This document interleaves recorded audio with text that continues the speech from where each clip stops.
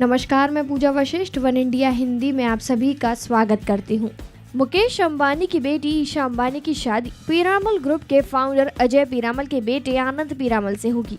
शादी की तारीख अभी तय नहीं हुई है, लेकिन कयास लगाए जा रहे हैं कि दिसंबर में ईशा अंबानी दुल्हन बनेगी। अंबानी और पीरामल परिवार की दोस्ती 4 दशकों पुरानी है, जो कि अब रिश्तेदारी में बदलने जा रही है।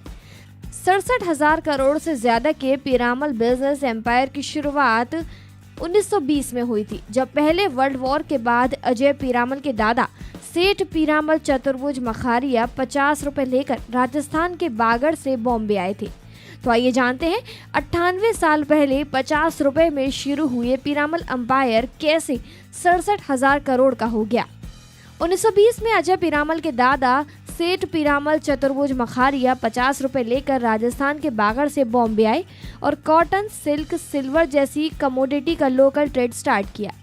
1935 में मखारिया ने उस समय के बिजनेसमैन गोकुल दास से उनकी कॉटन मिल खरीदी। उस समय ये मिल देश की सबसे पुरानी और पहली रजिस्टर्ड कॉटन मिल थी। 1958 में सेठ मखारिया की डेथ के बाद बिजनेस की जिम्मेदारी अजय पीरामल के पिता गोपी कृष्ण के कंधे पर आ जाती है। 1962 में गोपी कृष्ण के 1 करोड़ की मॉडर्न सीपिंग यूनिट लगाते हैं। दूसरी कॉटन मिल का अधिग्रहण हो जाता है। 1970 के दशक में कंपनी के फाउंडर और दादा के सम्मान में बेटे ने अपना सरनेम मखारिया से बदलकर पीरामल कर लिया। इस दौरान अजय के पिता गोपी कृष्ण मखारिया से गोपी कृष्ण पीरामल हो गए। यही वो समय था जब पिता के बिजनेस में अजय पीरामल ने मदद करनी शुरू कर दी। 70 के दशक में बिजनेस को आगे बढ़ाते हुए गोपी कृष्ण ने अपने वीआईपी इंडस्ट्रीज और फिर मिरिंडा टूल्स कंपनी का अधिग्रहण किया। 1977 में 22 साल की उम्र में अजय ने जमनालाल बजाज इंस्टीट्यूट से एमबीए किया, फिर अपने पिता के टेक्सटाइल बिजनेस को पूरी तरीके से ज्वाइन कर लिया। 1979 में अजय के पिता गोपी कृष्ण की न्यूयॉर्क में डेथ हो जाती है और जब कुछ समय बाद बड़े भाई दिलीप ने फैमिली बिजनेस का बंटवारा कर लिया था। 1980 में बंटवारे के बाद अजय के खाते में टेक्सटाइल बिजनेस और मिरिंडा टूल्स कंपनी रह गई। बंटवारे के 16 दिन बाद ही मुंबई की सभी टेक्सटाइल मिल्स को जबरदस्ती बंद करा दिया गया। ऐसा उस समय कई साल चले दत्ता सामंत स्ट्राइक के चलते हुआ था। 1982 में अजय के छोटे भाई की कैंसर से मौत हो गई।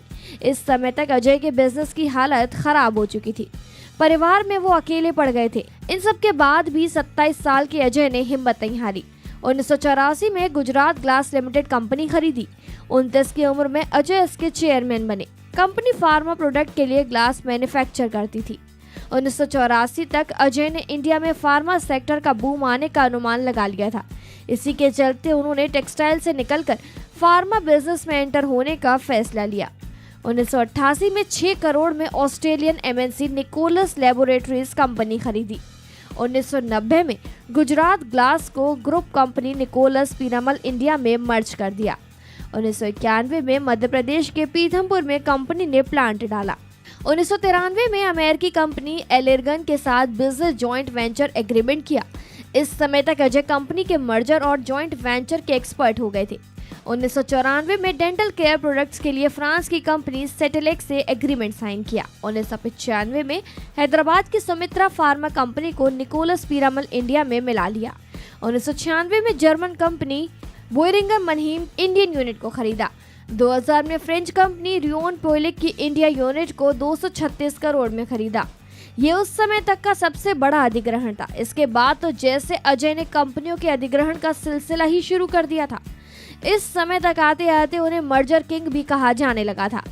2001 में पीरामल लाइफ साइंस लिमिटेड का फॉर्मेशन हुआ। 2002 में आईसीआई फार्मा खरीदी। 2003 में साराभाई पीरामल और ग्लोबल बल्क ड्रग्स का अधिग्रहण किया। 2005 में 84 करोड़ में अमेरिकी फर्म द ग्लास ग्रुप का एक हिस्सा खरीदा। 2006 में यूके की फिजर मॉरपेथ में अधिग्रहण किया। अब होती है आनंद की एंट्री। 2005 में बेटे आनंद ने पीरामल लाइफ साइंस लिमिटेड में बतौर डायरेक्टर ज्वाइन किया। इससे पहले आनंद अपने स्टार्टअप पीरामल ई स्वास्थ्य को देख रहे थे। 2006 में एस&पी ने पीरामल हेल्थकेयर को ग्लोबल लीडर के तौर पर लिस्टेड किया। 2008 में निकोलस पीरामल इंडिया कंपनी का नाम बदलकर पीरामल हेल्थकेयर लिमिटेड हुआ। 2009 में 188 करोड़ रुपए में US firm Maynard international INC के बिजनेस का अधिग्रहण किया। 2009 के आते आते पीरामल ग्रुप $1 बिलियन का रेवेन्यू वाला हो गया था।